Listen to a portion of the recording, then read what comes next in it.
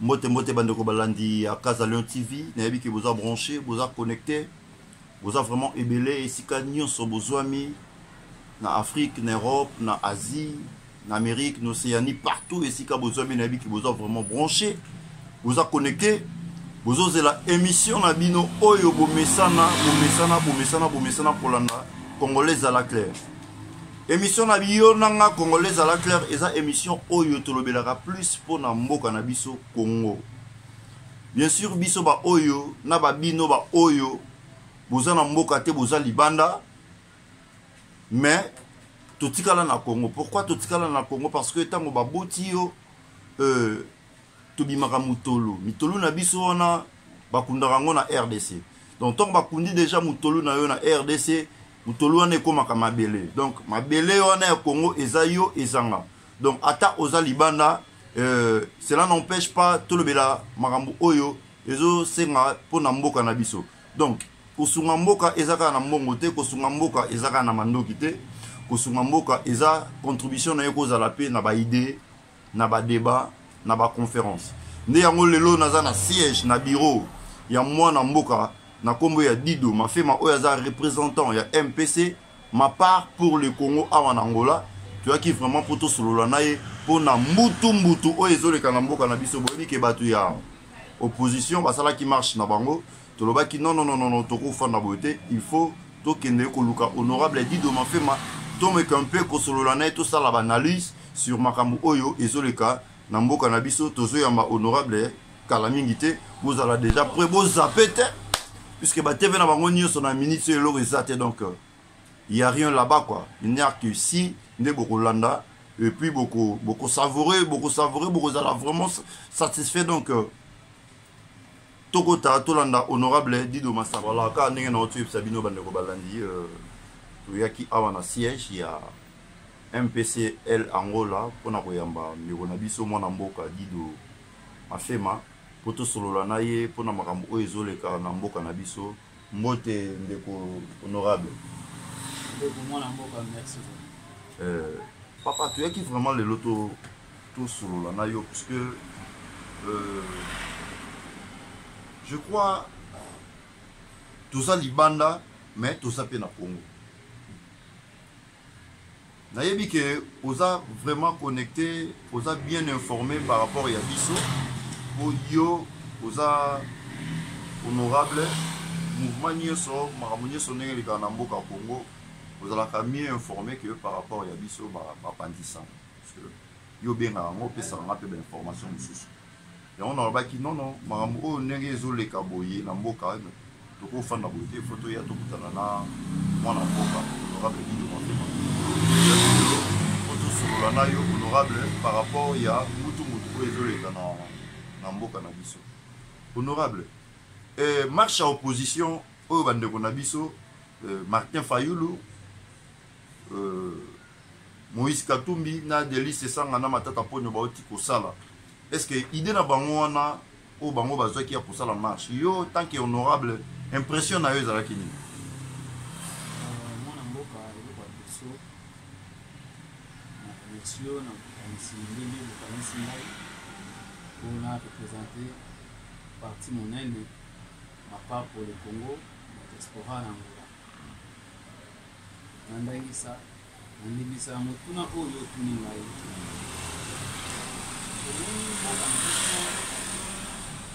bato balobaka baza mayele me namoni ke bato bonsomi na moma oyo tozali koluka kotonga mboka kotelemisa mboka bato bakoki kobima na nzela te moto abimaka na nzela biso tozali koyeba ezali papa na biso Etienne Tshisekedi moto azalaki moto ya opposition uta kala oyo ngai na yo toyebi na bango bayebi me lelo nakomona bato bakobima na balabala raison valable ezali te raison valable eza te ndeni honorable soki bango balobi azomarche mpona vie chère et puis seni na biso commission électorale ya mboka na biso bamoni ndeko kadima misala na ye ndenge azosala wana selon baroulement selon bazomona déjà tricage eza na kati moyibi eza na kati déjà ya pouvoir na kati déjà ya seni wana nde eloko bango bazotambola epuis babi vie cher mboka vie cher biloko nyonso emati talo dollar talo toyebi te est-ce que baraison na bango nyonso wana ezaka pamba motuna wa motuna yo ovandi na Congo obotami na Congo biloko na Congo ebandi komata obe son excellence président Félix Tshisekedi po akomi na bokonzi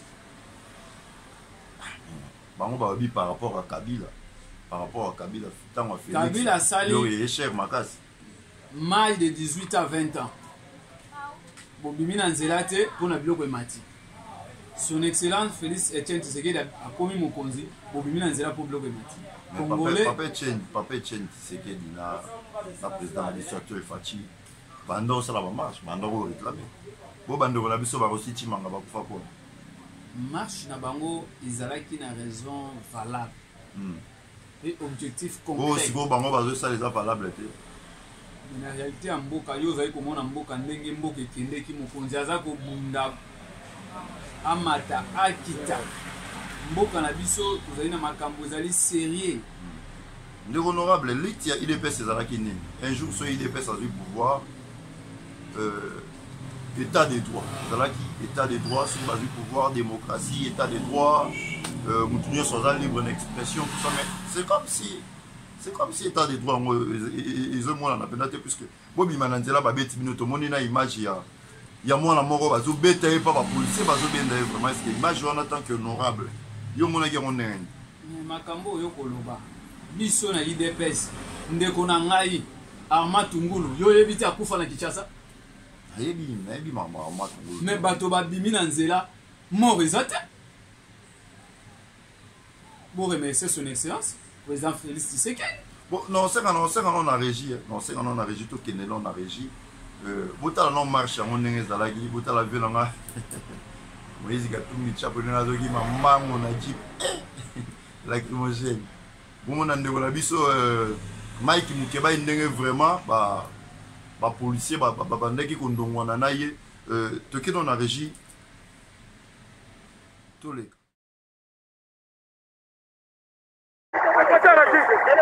Honorable Mike Mukeba, Honorable Mike Mukeba, Honorable Mike Mukeba, Honorable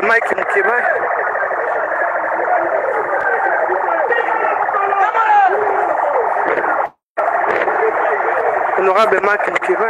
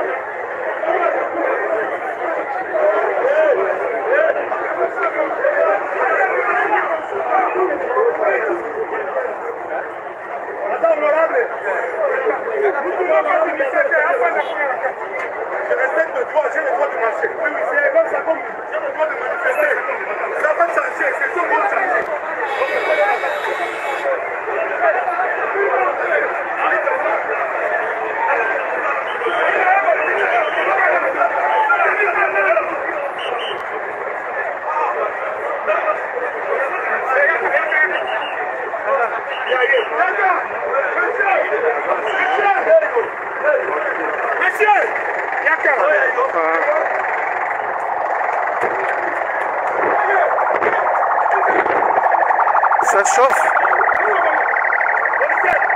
Ça chauffe. Bon, mon penza, bon honorable Mike Mukeba azali arrêté.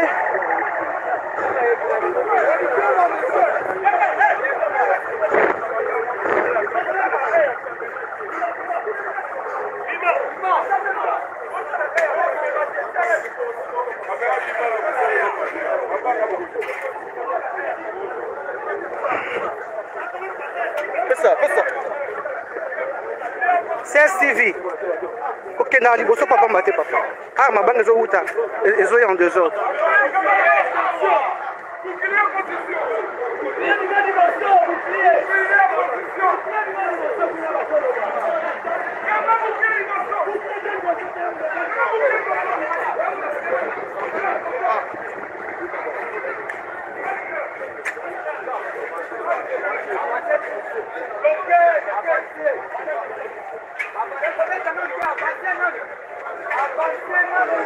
Honorable nakanisi au total la image wana ndenge ndeko na biso honorable Mike Mukebai ndenge azondongwana na ba policier. Est-ce que attitude wana ndenge ba policier bazobenda na naye wana est-ce que zalaki vraiment bien ba pesa ki directive itinéraire mais tant yo tosi à côté yo lobo zali moto ya mibeko yo moto azalaka likolo ya mibeko azali moto azalaka likolo ya mibeko azali te tant yo tosi ya moto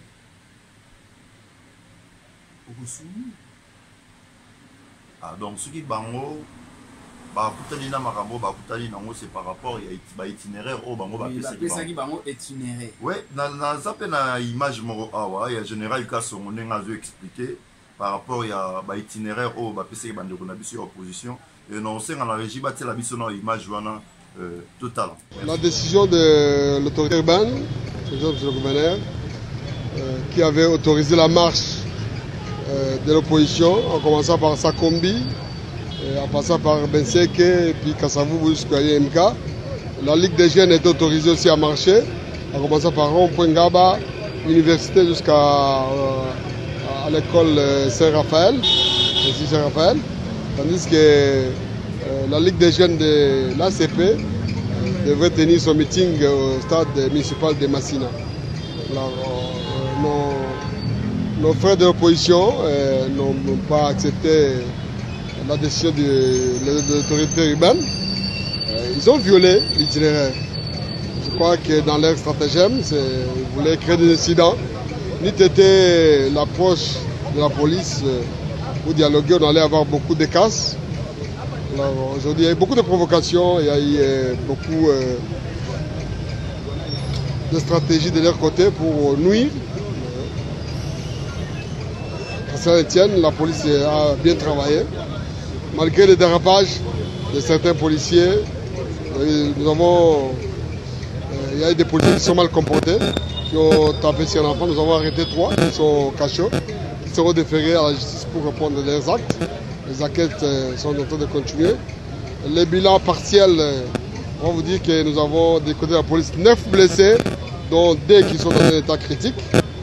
Vous avez les images. Du côté de la population, il y a eu 3 blessés aussi, qui sont à l'hôpital Saint-Joseph.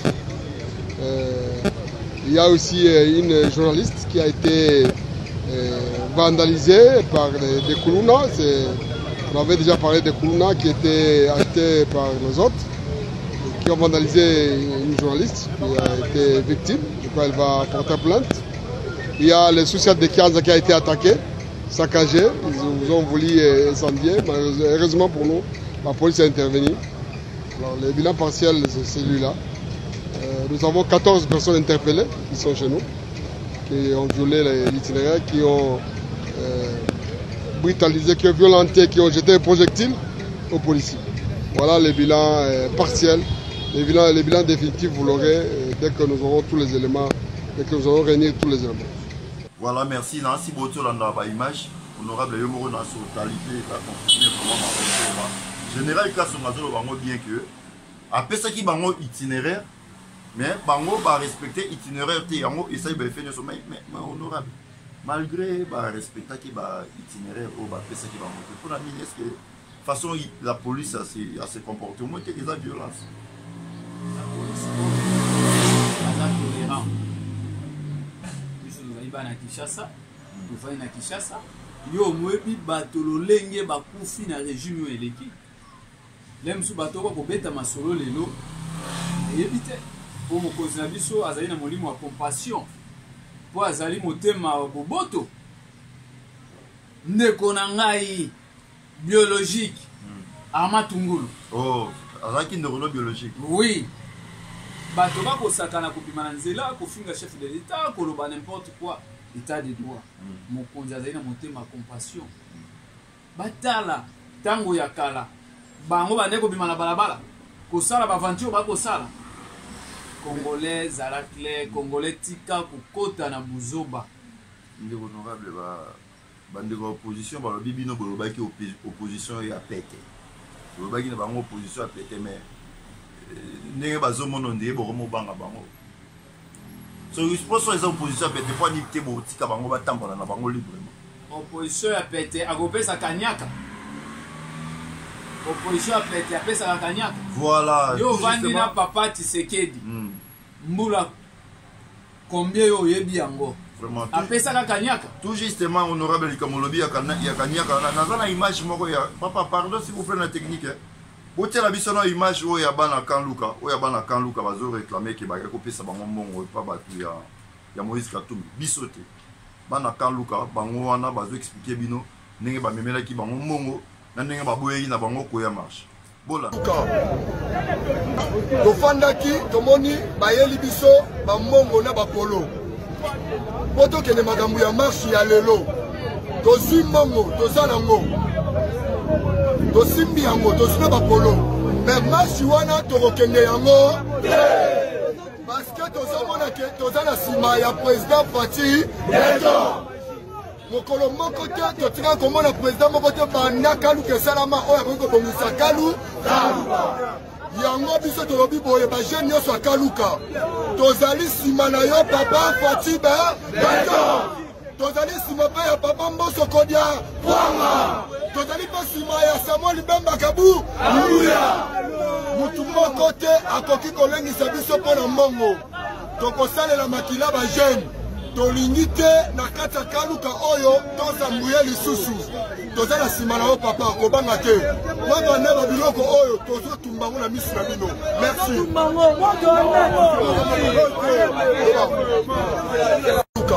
ande honorable nasi otomona image ano monya one kanyaka mwana mboka lia kanyaka ezali mbongo ya mboka na yo lia yango zala na bonsomi mboka eza ya yo batekaka mboka te bapesi yo kanyaka lia kanyaka soutenir chef de l'état mboka na biso boyokani bakongo bandundu Kasai Equateur Kivu Maniema bozala bomoko tata be moko maman be moko to soutenir chef de l'état pour tous organiser mboka na fite de liboso honorable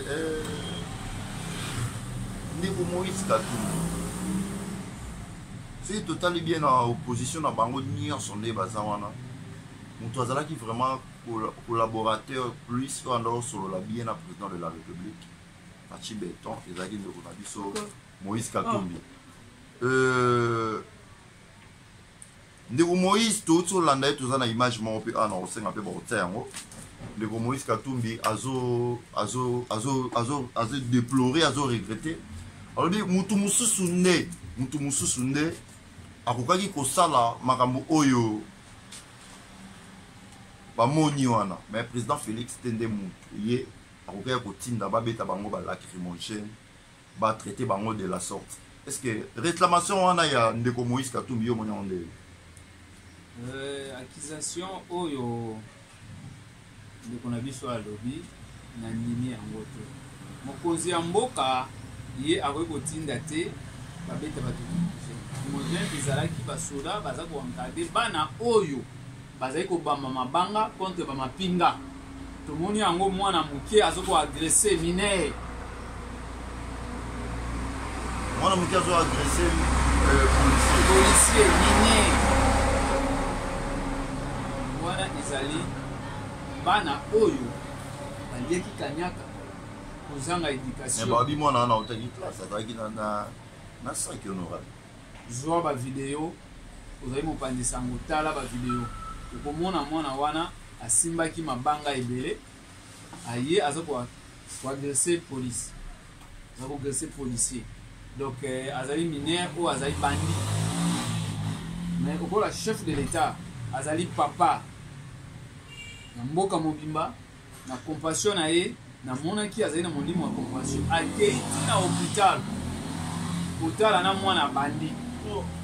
mwana bandi aparticipe kotala ye eza lokola bana bazali mwana mosusu azali mwana libungi mwana mosusu azali mwana ndakisa ya malamu mais aponaki te kwa azali tata ya bikolo nyonso namonaki ye na remercie chef de l'état esika chef de l'état parole ne bango kaka manteka puisque yo tindi bato babeti bato lacrymogène et puis naza image moko na osenga na régie batelanga na image nakati yo te maloba mopandisango banda Congo ebanda yo mona chef de l'état nini akei kolanda bato na hôpital basalaki marche akei kotala bango te mais ye abetaki bango filmu ezalaka nango kasi dorbi soki ndoki abomi mutu yo na peka mutalela makasi omona yango wapi makambo na koloba na yo honorable nalobi série ya Kabila ntango barosi Chimanga bakufaki bandeko Arma Tongolo baTerese Kapangala ntango bakufaki babe na abomi bango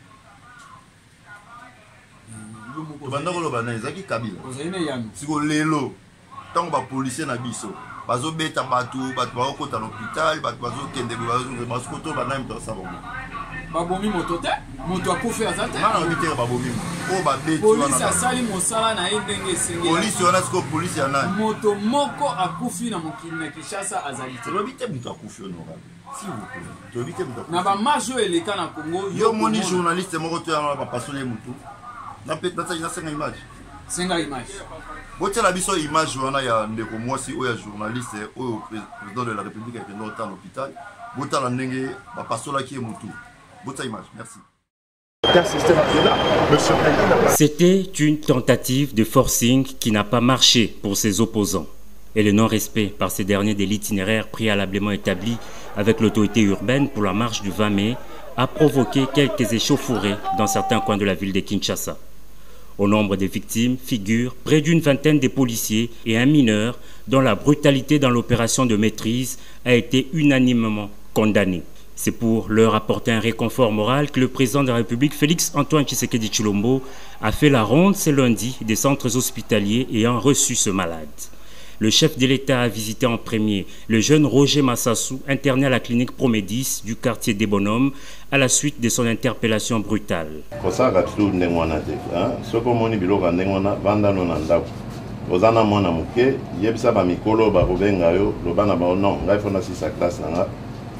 natanga pe lokwa bino koma bino boni bobimisanga na nzela na ekozwa likama makambo ebebela ngai baboti no bazotielo motema po otanga okoma moto. Trouvé en première ligne parmi les manifestants qui s'étaient lancés au jet de pierre contre les policiers, le jeune mineur avait été exfiltré manu militari. Ses bourreaux ont été arrêtés, tandis que le jeune homme, hors du danger, est en ce moment dans un état stable. On a trouvé quelques petites anomalies, mais qui ne mettent pas la vie de l'enfant en danger. Absolument pas. L'enfant est dans un, vous pouvez le voir, l'enfant est dans un état stable. Devant ses parents, le président de la République a longuement échangé avec cet enfant visiblement instrumentalisé. Malgré ces actes condamnables, rien ne pouvait expliquer la violence disproportionnée exercée sur lui, a dit le chef de l'État, Félix Tshisekedi. Élève en 6e primaire, Roger a juré ne plus servir de marche-pied aux politiques. À la clinique La Candeur délimitée, c'est près d'une vingtaine de policiers blessés qui ont été admis.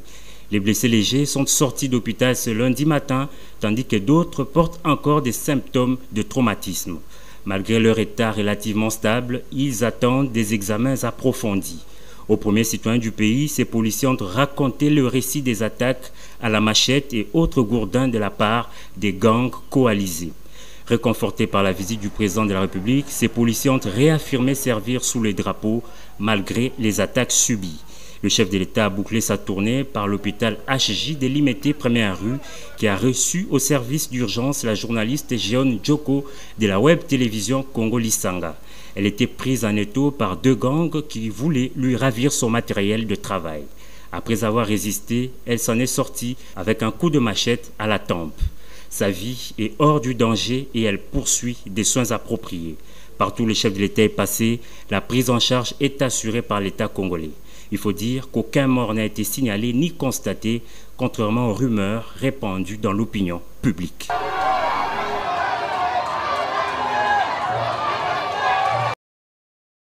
Voilà honorable image de notre total.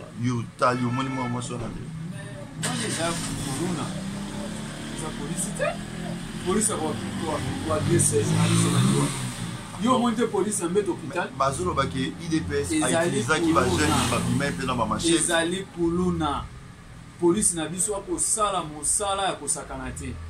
Yango na remercier son excellence Peter Kazadi akontinue mosala malamu ministre intérieur mosala ekende malamu organiser général à la police va s'organiser mosala malamu police na biso asali mosala professionnel. Honorable Siro pona nini Moïse Katumbi azobangisa bino ya pouvoir? Moïse Katumbi akoki kobangisa biso ata mokolo moko te, ata mokolo moko te. Ezali lokola litanga ya mai na ebale. Moïse Katumbi litanga ya mai na ebale mpona koyebisa bo siko Moïse Katumbi akeba Kongo bokangeli ye nzela akota te mpona nini? likambo na Congo la fois passée nayebisaki yo bato ya Congo central baningi infiltration na mboka na bango te. Ezali lokola territoire nyonso ya Congo. Moïse Katumbi azo infiltré Bakongo. Bakongo tokuti komona mikolo yuti koleka bangombe ye na Bakongo. Toyebi eske euti te. Mikolo elekaki na mboka oyo ya kwa mutu ezalaki bangombe tomoni mobulu eye na mboka. Mokonzi ya mboka atie mapinga kalme koti na mboka. Na Bakongo pe toye komona bangombe yango mba na Bakongo bafungoli biso po mboka ya Bakongo ezali mboka oyo ezali mboka ya kimia. Babengaka mboka makambo manzambi. Yango moni bana Bakongo baboyi na Bakongo. Tukelo na régie botila biso na image wana o bozana wana préparer wana. Bo la Kisabandeko bamona qui est Moïse Katumbi. Merci. Un nombre de pays et sur les gens qui en Afrique, ce que j'ai appelé avec une comparaison que j'ai pris chez Lénine, la fameuse bourgeoisie comprador, j'ai appelé ça l'opposition comprador. Qu'est-ce que c'était les compradors? C'était du temps du colonialisme portugais à Macao, des Chinois qui acceptaient la domination coloniale portugaise à condition de garder une part de l'économie et du commerce. Eh bien, on vit la même chose en Afrique. J'ai longuement averti sur qui était Katumbi.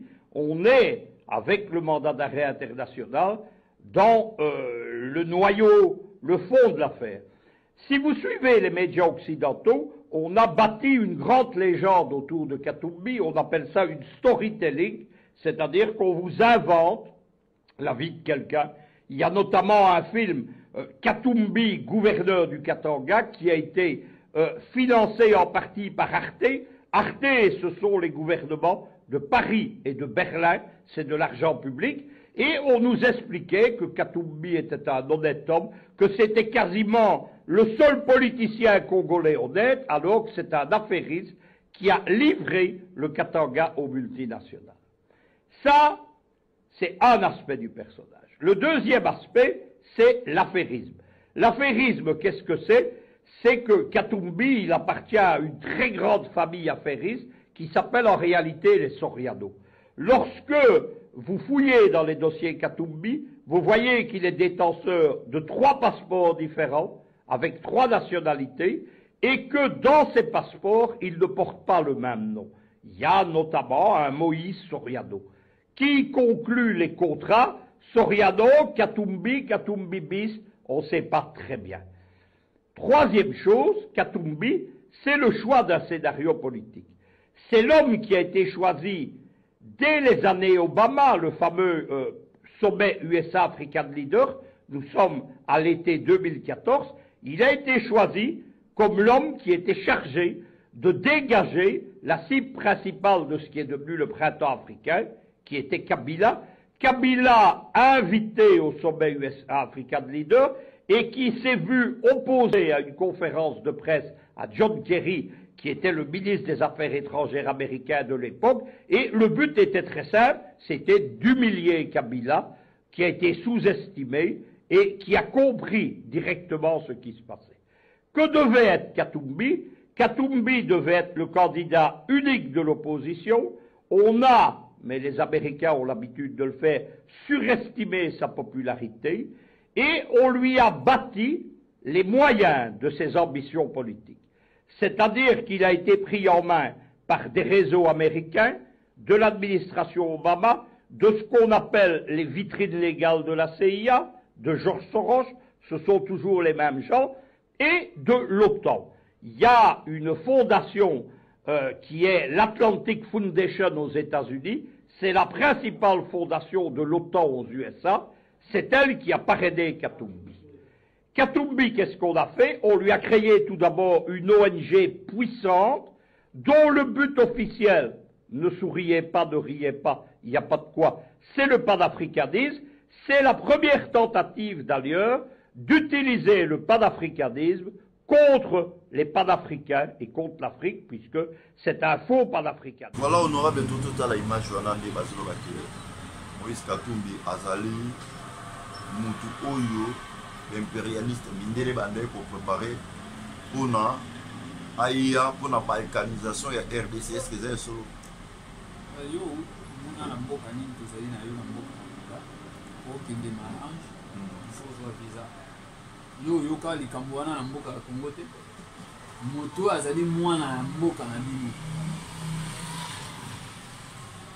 C'est-à-dire? Vous comprenez le côté ici.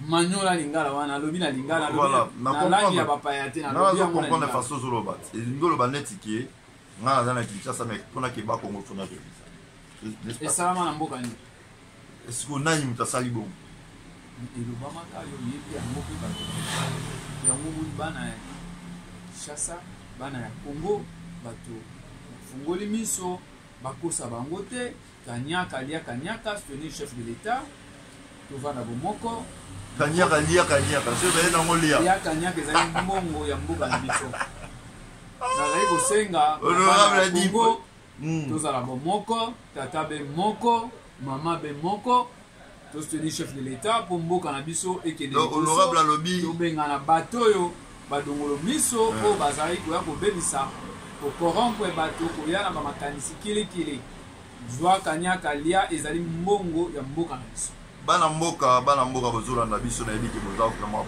connecté tozo évoluer na émission na biso honorable Guido Mafemba lobi soki baye na mbongo lia sikoyo mbongo wana Moïse Katumbi a utilisaka wana bandeko balandi na kosenga bino botala no image oyo ndeko na biso papa na biso ancien président ya Seni Ngoyi Mulunda ndenge azo expliquer richesse ya Moïse Katumbi. Poland.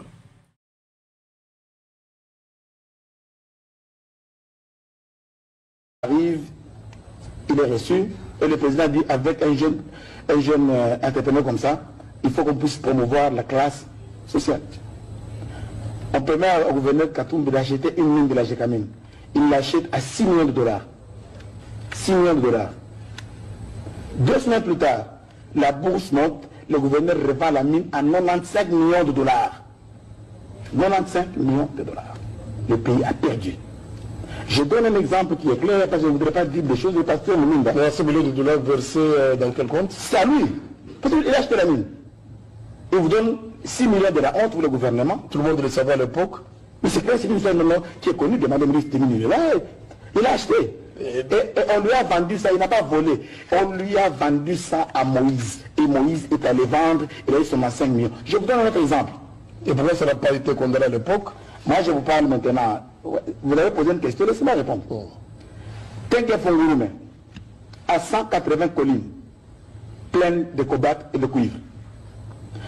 Pendant 7 ans d'opération, 18 collines sont parties.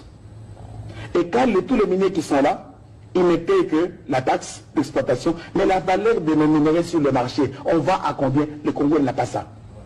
Et je vais encore vous troubler. Il y avait les montagnes. Ceux qui connaissent peuvent prendre nom. La montagne Katebara, la montagne Sambini, la montagne Goma, la montagne Salade. Ces montagnes-là devaient être exploitées normalement pendant 40 ans. 40 ans. Après 3 ans, ces montagnes-là sont parties. C'est des camions à Kuna Matata de Moïse, Abargani, Mouzour. Ces montagnes n'existent plus. Il n'y a que des trous. Regardez la condition de vie les gens de Fongoloma, eux-mêmes qui sont alentour là-bas. On les met avec un petit dispensaire de la honte, avec une petite école, on met l'argent par. Est-ce qu'on peut nous dire à combien on vend ces minéraux-là? Et il n'y a que le peuple qui peut se prononcer disant que les minéraux de Congolais, on casse le Voilà, honorable Yomoko Nancy Otali vidéo, on va vous expliquer que tout cela qui n'a 4 collines, il y a minéré 4 collines au Congo et pourquoi il faut utiliser pendant 40 ans. Mais les Moïse Katumbi a été dans l'espace il y a 4 ans et le pays est bénéficiaire na elo mon côté na richesse wana. Na évité impression na yo ezali. Impression na ngai bana mboka bafungola miso. Bafungola miso na badungu miso oyo bazwa kobebisa mboka na miso. Mboka na miso bazwa kobebisa yango na badungolo miso. Badungolo miso bazali kowela bonsomi kita. Oyebi eloko babengi kita ezali nini? Ezali kita ezali bomengo. Bomengo ya mboka na biso. Bana mboka bafungola miso na likambo ya kita ya mboka na biso. Baya bazali kolia kowela kita ya mboka na biso. Bateka minere richesse ya mboka na biso po baya kokutisa biso moko bakoloki. Donc bana ya mboka bafungola miso mpona badungolo miso tozala na boyokani tostenir chef de l'État son excellence Antoine Tshisekedi po mboka na biso ekende liboso po lobi Congo ezala Congo oyo ya bako tout ça na sujet mosusu ezotungisa vraiment oyo tokoloba ke esimbi mikolo presse na biso likambo oyo ya tribalisme. Je crois honorable avant le sujet oyo talala no image oyo ya ndeko na biso Mike Mukebai na ndeko na biso Daniel Saf totala no image wana exagéré. Si tu as télémé bino, nous avons 453 tribus dans Mboko. 450 tribus. Bino nous avons esclaves na bino. Ya suka yango. Boki ne onamo muluba nenga lobiako. Bazu baluba bakotisi bango na ner. Bomoni o bomoni ba obeto azo chuba nze. Pas ma matériel est approprié. Parce que ma métier est bloqué. Respiration. J'allais vous dire, le processus de toutes ces marches, c'est un processus irréversible. Ti to bengana Félix, puis to bengana to Kangaï. Voilà, honorable, tant que tu l'image on est de Mike Mukebai bazo attisé bande on a biso balu bande on a biso Daniel Saf. Est-ce que réaction les amis? Réaction ngai makambo ezali lokuta. O ezali lokuta bazali koya na makanisi ya kopesa bato makanisi ya mabe na moto mpona kobebisa moto ya bana ya mboka. Biso tokoli na Kinshasa. Nga nazali mwana ya Kinshasa mwana commune ya Limete na ntango na école officielle. Tokoli na baninga na biso Moluba, Muswahili, Bakongo, biso bato ya Lakima Ingombe, Bandundu, Equateur Bomo. Bomoko. Bokabole ezalaki te. Tina ndenge na age oyo nga nazali nango boyokani ezali. Makambo ya kobetela ngai natikali komona yango te na Kinshasa. Yango na koloba na justice ya mboka na biso. Je crois ndeko Mike Mukebai aza déjà na parquet à grande instance kuna bazo attendre ye. Il faut beau punir ye sévèrement. Beau punir ye vraiment et beau l'année on a biso Daniel Safo. Yoki Akimi mais en tout cas justice à mboka na biso na émission précédente na ndako loba likambo ya Daniel Safo. Pe na kati yo maloba te mpandisa. Ngai nazali moto ya Lakima Indombe. Mais nazali président fédéral ya MPC. Ma part pour le Congo. OK. Nazali Kasaye. Jamais. Mais comment va-t-il représentant Angola diaspora? Wana ezali koluka kointosker population. Na likambo ezali bongo tepe population esi ayebi Kanyaka lia kanyaka na lobaki. Lia Kanyaka. Mais ça mayele. Au battre l'amour ya patrie ya mboka. Vraiment. Bateka kama bele ya mboka te. Bana ya mboka, bana ya Congo. Tozala mayele tango ekoki. Mokonzi ya mboka to soutenir yeto pesa maboko, chef de l'État a libéré mboka na biso, tozwa paix, bandeko na biso na este partout na Congo mobimba, tozwa kimia, tozwa bonsomi ya mboka. Vraiment bolobi que bandeko na biso baluba bazo beta, bazo boma, mais na yoki yaoyi aucun mot, yayi aucun mot, mais na osenga bino bo na régie bo tela biso na image o ya marche moko bandeko na biso IDPS. Basalaka série ya JKK, série Joseph Kabila. Botala ndenge bana mura, bandeko beta ba militant IDPS masasi na nzoto. Botala image là.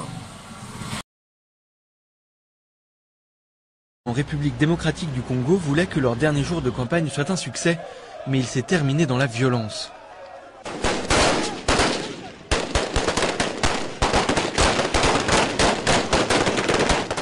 Plusieurs partisans du leader d'opposition Étienne Tshisekedi ont été blessés dans cet affrontement avec les forces de sécurité à l'extérieur du principal aéroport.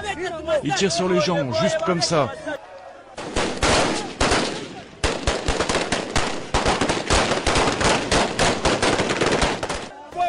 Kabila ne mérite pas. Nous avons été avec lui pendant 11 ans. Et nous en avons mal. Kabila nous tire. Et dans la violence.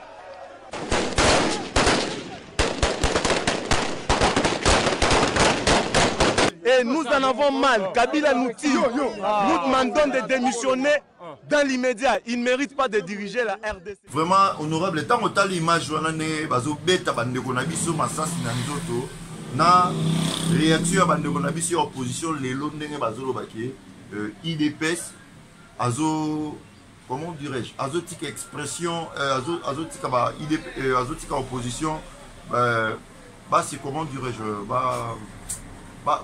à la liberté tant bazolo bandengwana yo na tango tayi ba image au moni ndenge na tuni yo question mopandi sango wapi état de droit wapi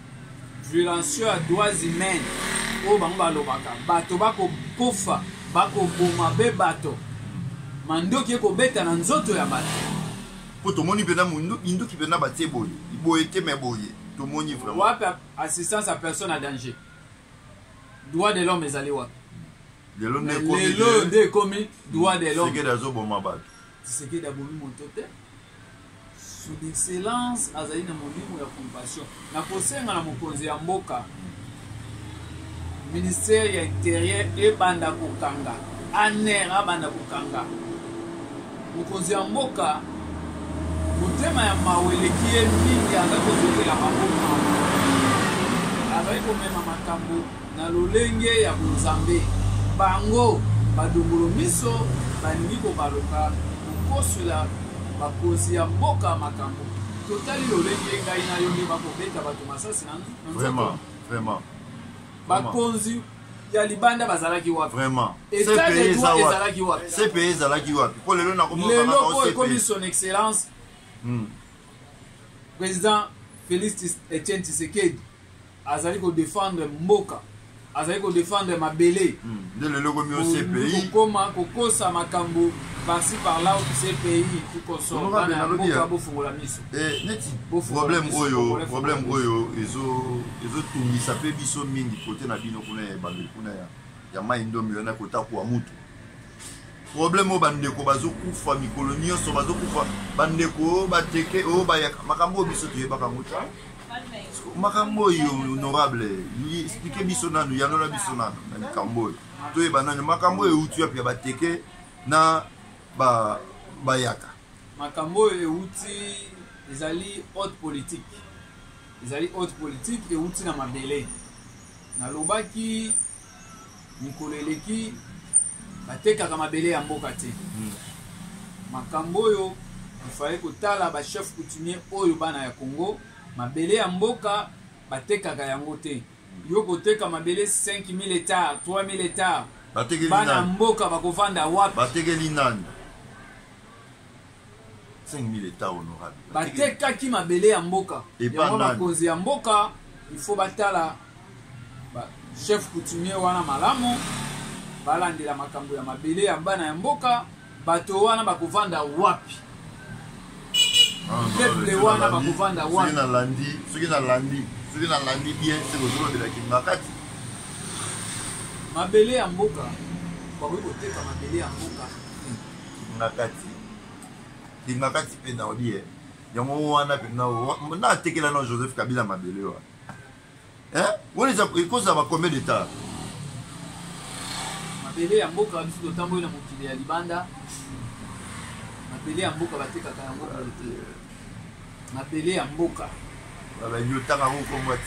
mabele ya mboka bakonzi ya mboka bana ya mboka badiaspora bofungola miso mpona mabele ya bana na biso soki tozongi na bible okomona bana ya Israel bazali kobunda mpona mabele ya mboka congolais fo afungola miso bisika nyonso ozali na Océanie na Australie na Amérique na Canada na Afrique partout na monde il faut les congolais afungola miso bana ya Kinshasa bana ya Congo bofungola miso mpona mabele na bino mais na otola na mfumo moko ya plateau kuna alobi il paraît bamonaki bakache d'arme na kwa mutu kuna il y a un main noir même papa na biso que ambongo ngana monaki souvent azalaka akoma na ye opposant mais cette fois-ci na moni alobi vérité alobi il y a une main noire derrière bitumba oyo ezoleka kuna na kwa mutu yo alobi yango na yebisa yo ezali haute politique bana mboka basoutenir chef de l'état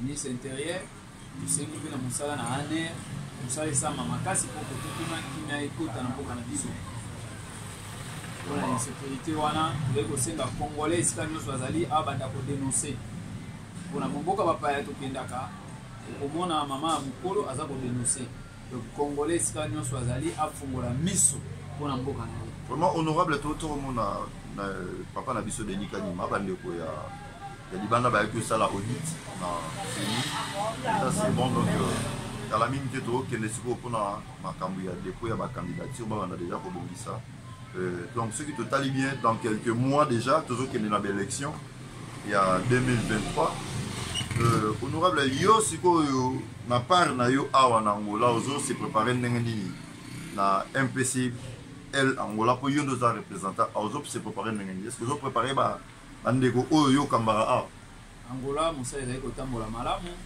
na confiance oyo son excellence président national Etienne Tshisekedi wa Tshisekedi oyo akotinga na Angola mosala ezali kotambola malamu bato ezali kotambola malamu wana na son excellence Etienne Tshisekedi na confiance oyo apesi ngai mosala ezali kotambola malamu pas pour le Congo, Angola, vraiment la diaspora, bazali sima na biso. Bazali sima na biso, bazali soutenir biso, na lolenge nyonso. Vraiment MPC. Bazali soutenir MPC, au moni musala ndenge ezali kotambola. Voilà MPC donc MPC ma part pour le Congo donc quand on moni logo na sima.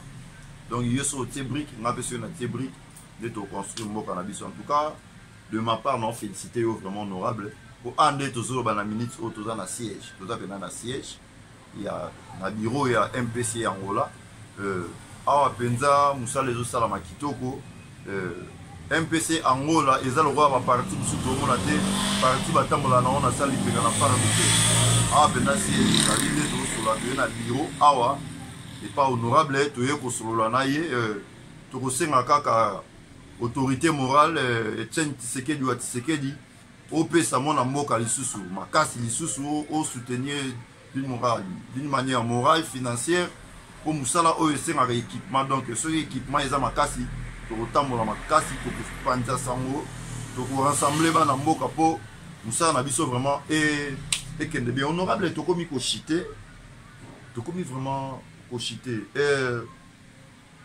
je crois d'après l'analyse nyonso oyo tosali na yo awa bandeko na biso ba congolais oyo bazolanda yo oyo baza liboso sikoyo baolanda yo tala kamera yebisa bango liloba nini oyo yo okoyebisa bango mpona Congo na biso e avancer nakosenga bomoko eloko ya liboso na pepe congolais nyonso diaspora na libanda tozala na boyokani tolongola badistordation badivision toyokana totenir chef de l'état mpona kolibere mboka na biso na maboko ya bangunia tozala na boyokani mpo soki toza na boyokani mboka na biso ekoavance soki boyokani ezali te na cuisine interne ndenge nini mboka na biso kokende liboso eloko na kosenga peuple congolais soutenir chef de l'État pour Mboka na biso ekende liboso.